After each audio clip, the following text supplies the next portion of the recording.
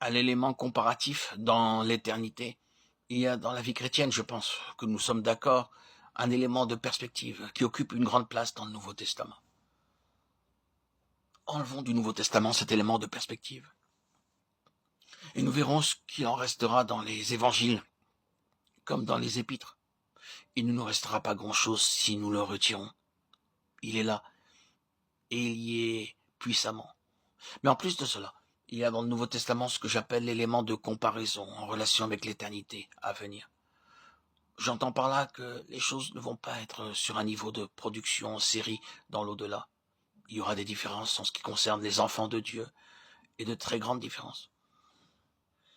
C'était évidemment ce que faisait ressortir l'apôtre lorsqu'il écrivait aux Corinthiens, en leur parlant des fondations et de la superstructure.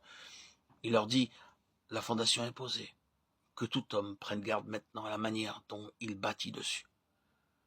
Si quelqu'un construit là-dessus avec du bois, du foin, du chaume, de l'or, de l'argent, des pierres précieuses, l'œuvre de chacun sera éprouvée par le feu.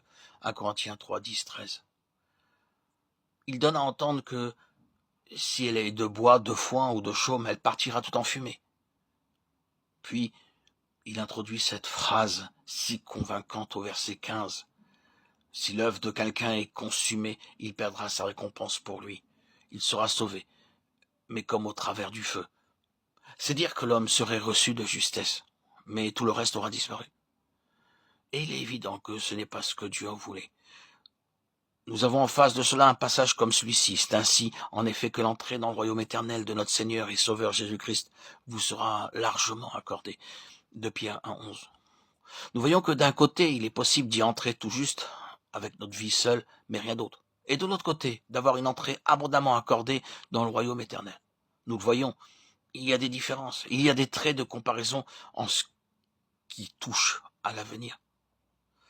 Qu'en est-il donc de ces messages adressés aux 7 églises en Asie que nous avons au commencement du livre de l'Apocalypse? Je crois que les chrétiens dans ces églises sont de vrais croyants, et non seulement de simples professants. Si nous admettons cela, nous nous trouvons donc en face de ce fait que entre chrétiens et chrétiens, il y a une différence. Et nous avons là quelques promesses très distinctes faites à certains chrétiens de ces églises. À celui qui vaincra, à celui qui vaincra, à celui qui vaincra, je donnerai. La logique implique sûrement ceci, sinon tu n'auras pas. Si tu n'es pas un vainqueur, tu ne recevras pas ce qu'offre le Seigneur. Il y a des différences. Il ne s'agit pas ici de la perte du salut, mais il y a quelque chose de plus que le fait d'être sauvé. D'entrer simplement. Quelle est la nature de la différence ou des différences? Quelques-uns diront, naturellement, c'est la récompense. Mais qu'est-ce que le Nouveau Testament nous dit de la nature de la récompense? La réponse, tout à fait clairement, est celle-ci.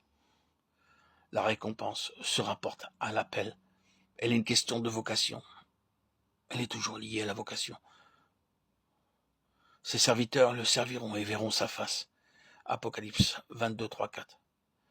C'est le service, mais sans tous les éléments pénibles qui sont maintenant si souvent associés au service. C'est le servir sans limite, sans contrainte, sans opposition, sans souffrance. Être capable de le servir.